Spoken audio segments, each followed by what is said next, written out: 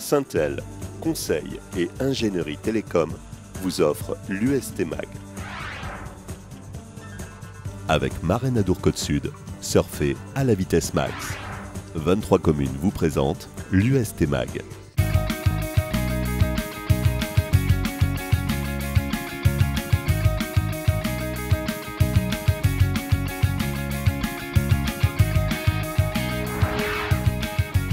Bonjour à toutes, bonjour à tous, bienvenue au Pub de la Fougère pour UST Mag numéro 6, le magazine de l'Union Sportive Thyrossaise. Nous allons revenir sur les deux défaites ce week-end, la Nationale B et la Fédérale 1, avec le carton reçu par l'équipe Fagnon à Castanet.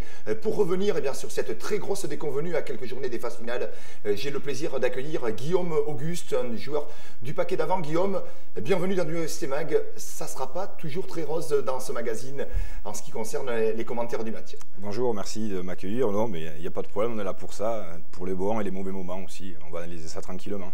Alors, puisque je parlais de rose, on va parler aussi du carnet rose. Félicitations à l'heureux papa que vous êtes depuis quelques jours, puisque est venue au monde une nouvelle génération de la famille Auguste. Tout à fait, une petite Chloé qui est arrivée samedi dernier, donc effectivement c'est quelque chose de magnifique. Donc j'embrasse bien sûr ma petite fille et la maman qui se porte très bien. Alors Guillaume, on va de suite revenir sur ce qui s'est passé à Castanet dans ce match en retard de Fédérale 1. Et la très grosse déconvenue du week-end, les Tyrossais qui se sont inclinés d'abord en National B 32-20 et l'équipe Fagnon a pris le gros carton du week-end 45-30. On revient sur ce qui s'est passé en première période.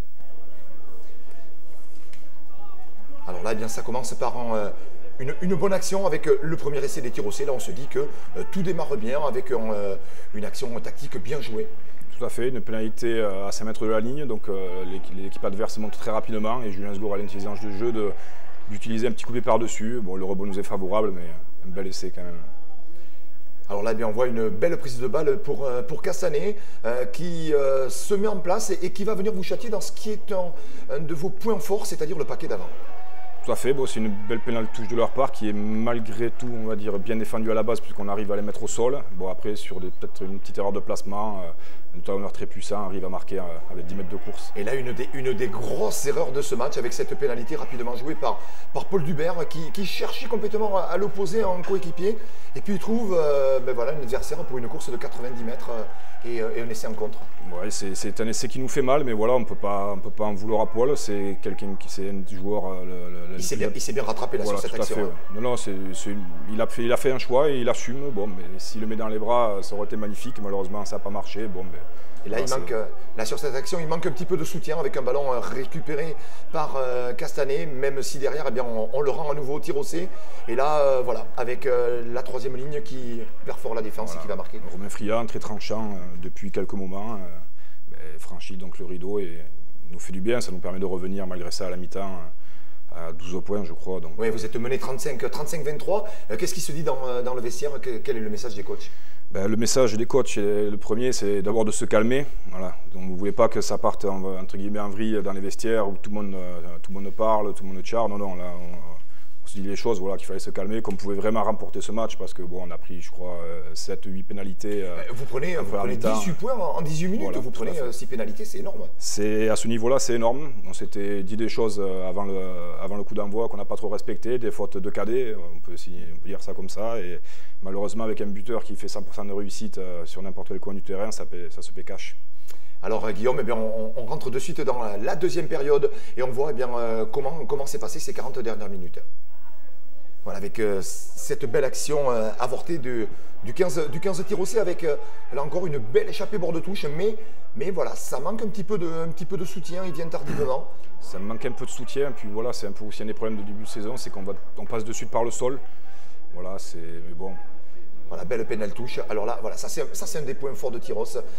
Quand on arrive à bien capter ce ballon au niveau du 8 de devant, ensuite on est capable de renverser les montagnes et de bousculer tout le monde. Tout à fait, c'est vrai qu'on a un pack très conquérant. Donc même si certains vont dire qu'on s'est fait bouger cette année, bon, on n'a pas eu de... Voilà, on n'est pas trop égratigné, mais c'est vrai que c'est une de nos forces depuis l'année dernière, c'est qu'on arrive à avoir un très gros paquet d'avant. Là, ça s'est trouvé un petit peu en défense avec un essai en contre. Voilà, les Tirocais peuvent faire de très bonnes choses, mais de temps en temps, vous relâchez. Si vous voulez jouer vraiment les phases finales à fond et pourquoi pas le niveau dessus, il faut vraiment mettre plus de rigueur. Il faut gommer toutes ces imperfections. C'est vrai qu'il y a 2 moments clés dans le match. Justement, bon, le premier essai, l'interception, où on peut revenir à égalité et finalement on se retrouve à moins 14 à la mi-temps. Et donc là, cet essai, quand on revient à 5 points, je crois, qui nous tue complètement. Là, on l'a vu sur l'action précédente avec une mêlée à 5 pour vous. Vous faites bousculer. De suite, vous prenez la pression. Comme là sur cette action où voilà, on voit beaucoup de profondeur au niveau des 3 quarts, même s'il y a une petite faute de main. Mais on voit quand même une équipe en face de Castanet qui n'a plus joué son match. Et avec voilà, là aussi une action qui aurait mérité meilleur sort. Hein. C'est vrai que c'est... Voilà, c'est dommage. Il y avait quelque chose de mieux à faire. Bon, et on ne cadre pas du tout l'adversaire et on se trouve, on perd des points en route et puis le score au final est très lourd. Oui, on laisse échapper beaucoup de points. C'est vrai qu'après, quand on prend cet essai où on se fait percer un peu au milieu, bon, c'est anecdotique. Mais après, voilà, bon, on ne tente plus les pénalités, on essaie d'aller en touche pour essayer de marquer des essais. Ils ont bien défendu, on n'a pas réussi à... On va voir ce qui s'est dit d'ailleurs à la fin de ce match et on écoute les réactions du co-entraîneur Christian Deléris, co-entraîneur de Castanet, au micro de Roland Sonne de France Bleu Gascogne. Nous pensions que Tyros était venu ici pour une grosse remise en question vu leur petite déconvenue à Lourdes. Voilà, on s'attendait, disons, à un match beaucoup plus difficile que ça. Il l'a été quand même. Il ne faut pas penser que ça a été facile. Je crois qu'aujourd'hui, on avait beaucoup plus envie qu'eux. Nos avants ont été très performants et ont été vraiment dominateurs aujourd'hui. Et je crois que ça nous a permis de l'emporter largement. Alors il y a eu, c'est vrai, un match avec beaucoup d'actions qui ont été manquées par des choix, par des mauvais positionnements et on a sélectionné, Guillaume, une action qui est vraiment sûrement un des gros tournants du match parce que là, vous encaissez un essai alors que vous êtes à 2 doigts de marquer. On revient sur cette action que l'on a repris vraiment en amont, au tout début, on part sur une touche. On revient sur l'action qui est pour nous l'action du match. Voilà, ça part sur une touche en faveur de Tyros. Alors jusque-là, très belle prise avec voilà, les 3 quarts, une très belle sautée. Et là, qu'est-ce qui se passe, Guillaume? Ah mais qu'est-ce qui se passe? Je ne suis pas dans la tête d'Antoine, mais bon, c'est péché de gourmandise, on va dire. Il y a un 2 contre 1 d'école à jouer, c'est vrai, mais bon. On l'apprend à l'école de rugby, à fixer l'adversaire et à servir. Alors derrière, fort heureusement pour vous, voilà, ils se mettent à la faute, Castanet. Il y a une pénalité. Alors là, voilà, on va voir, l'arbitre revient sur la pénalité. Cette pénalité qui aurait pu aussi jouer rapidement avec Paul Dubert et avoir le soutien des avants. Et on va voir, voilà, Paul Dubert avec ce coup de pied décroisé. C'est 2 contre 1, mais contre vous et l'essai imparable de 90 mètres. Tout à fait. Bon, il y avait de multiples possibilités, la touche, la mêlée, joue rapidement. Bon, ben, il a pris cette option. C'est une action à 14 points. C'est une action à 14 points. C'est moins 7. C'est ce qu'on disait tout à l'heure, c'est qu'on peut revenir à égalité avant la mi-temps. Bon, finalement, on tourne à moins 14. Voilà, bon, mais on prend des décisions, on va jusqu'au bout, on est tous derrière. Voilà, il n'y en a pas un qui va cracher sur Polo parce qu'il a fait ça, c'est son choix. Mais vous êtes conscient que pour les phases finales, il ne va pas falloir se trouver. Parce que là, vous allez avoir quand même des gros calibres en face qui vont jouer la gagne comme vous, quoi. Bien sûr, mais comme je dis, ce match n'est pas à oublier, loin de là, parce qu'il faut vraiment s'en servir pour gommer toutes ces imperfections, et Dieu sait s'il y en a. Mais voilà, c'est bien, ça montre qu'on a encore énormément de choses à travailler, et puis on va le faire dans la sérénité. Retour côté Tyros à la fin du match au micro de Roland Sonne, France Bleu Gascogne, d'Adrien Marbeau qui revient sur ce match. C'est un match, c'est la première fois que ça m'arrive, incompréhensible, prendre autant de points, prendre autant de pénalités en si peu de temps. Enfin, donc ouais, je ne peux pas t'en dire plus, là, c'est un match atypique, quoi. Adrien, un petit peu dépité, il ne sait trop quoi dire et le micro s'est tourné ensuite au niveau du paquet d'avant et au niveau du 3e ligne centre de l'Union Sportive Tyrosaise, Mathieu Vicençon, qui lui aussi essaie de trouver des explications. J'espère que chacun va se remettre tout à l'endroit dans la tête, moi le premier, et qu'on va revenir motivé pour faire de belles phases finales, parce que là autrement le 8e de finale et on peut rentrer chez nous, donc j'espère qu'on va s'y remettre un peu et voilà. Alors Guillaume, est-ce que cette défaite, on peut dire qu'elle est malgré tout positive à maintenant 2 journées des phases finales, puisqu'il reste 2 matchs à jouer?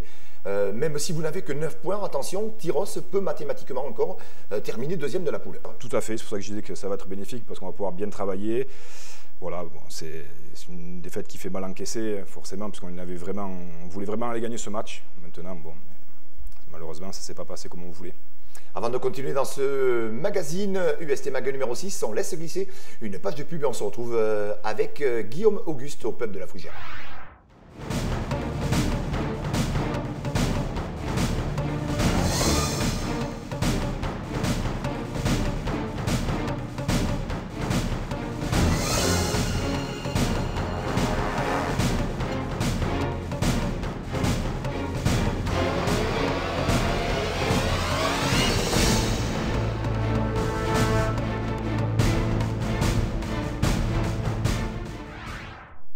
À 2 journées de la fin de ce championnat de Fédéral 1, l'Union Sportive Thiro 16, au niveau du classement, eh bien, on le voit sur ce panneau, occupe la première place avec 81 points.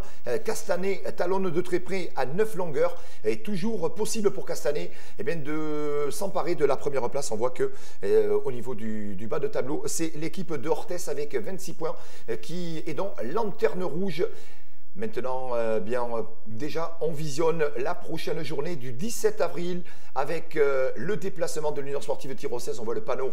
Les Tirocais qui se déplaceront, Guillaume, du côté de Morlas. Ça ne sera pas un match facile non plus, même si là, il faudra impérativement gagner, Guillaume, parce qu'il y a besoin de points malgré tout pour bien finir la saison. Ah oui, non, mais c'est une défaite interdite. Je crois qu'on a la chance de pouvoir rebondir de suite à l'extérieur. C'est très important pour nous de montrer voilà, que c'était une défaite très lourde, mais voilà, qui n'aura pas de conséquences sinon positives pour la suite du championnat, la fin du championnat. Bon, ça s'était bien passé, Guillaume, au match aller, ici, même avec des conditions météo difficiles. 27-0, 3 essais à la clé. On revient d'ailleurs sur les images du match aller pour se replonger un petit peu dans ce qui sera la prochaine confrontation pour les Tirocais. Alors là, eh bien, on voit cette action avec des Tirocais mais toujours voilà, puissants au niveau du paquet d'avant. Tout à fait, une très belle pénale touche qui va au bout, marquée par John Krief, il me semble, encore. Non, ouais, c'est ce qui fait une force, on s'attache beaucoup à faire des gros matchs devant. Bon, en visionnant, on a vu quand même que cette équipe de Morlas avait quand même un niveau quand même plus faible que la vôtre. On le voit dans les positionnements, dans l'envie des joueurs. Il y a beaucoup de plaquages manqués, manque de réalisme. Tout à fait, c'est vrai que sur le papier, on est supérieur voilà, à Morlas. Maintenant, les conditions étaient très difficiles. Il pleuvait, il avait grêlé, le ballon était très glissant, donc ce sera autre chose pour ce match retour. Même si vous ne jouiez pas au match aller, j'imagine que là pour le match retour, Guillaume Auguste et le paquet d'avant a besoin de montrer quand même un autre visage. Oui, tout à fait. Je peux vous assurer qu'on va s'attacher à faire un très gros match devant et derrière aussi, parce que voilà, on a pêché partout voilà, ce week-end, donc il y a de quoi travailler, et puis il n'y a aucun souci. On imagine beaucoup d'envie et surtout l'intention de montrer un autre jeu, de mettre la manière aussi dans ce match avant de recevoir le 1er mai prochain ici au stade de la Fougère l'équipe de Saint-Jean-de-Luz, ce qui sera la dernière journée de phase régulière. Oui, tout à fait. Voilà, il nous reste 2 matchs, ça s'approche mine de rien grand pas, la fin de ce très très long championnat. Vous savez, c'est assez long, c'est vrai, bon, on ne va pas se chercher d'excuses, on assume complètement nos fautes. Mais c'est vrai que c'est un championnat qui est très long, quand on démarre déjà au bout de 5-6 journées avec, on va dire, 20 points d'avance. C'est assez long par rapport à l'année dernière où il y avait le Jean Prat, ça nous permettait un peu de rencontrer de nouvelles équipes. Et là, bon, il nous reste 2 matchs, on va repartir sur les bases. Merci beaucoup Guillaume Auguste de m'avoir accompagné dans ce magazine UST Mag numéro 6. Merci à vous, c'était un plaisir. Et merci aussi à la communauté des communes Max qui a su convaincre ses partenaires pour assurer le financement des 6 premiers numéros du UST Mag. Malheureusement, pour des raisons budgétaires, nous pouvons assurer la production des prochains magazines, sauf contribution de dernière minute. Ce sera donc le dernier UST Mag. Nous espérons bien sûr que vous aurez pris autant de plaisir à regarder ces magazines que nous avons eu à les réaliser, que j'ai eu à les présenter. Eurofilm et la communauté des communes Max souhaitent bien sûr de très beaux matchs à Tyros. Et pour ces phases finales, bien sûr, on croise les doigts pour aller jusqu'au titre. Bien sûr, merci à toutes et à tous et à très bientôt. Et surtout, vive le rugby à l'Union Sportive Thiro 16. Avec Marenadour Côte Sud, surfez à la vitesse max. Syntel, conseil et ingénierie télécom vous offre l'UST Mag.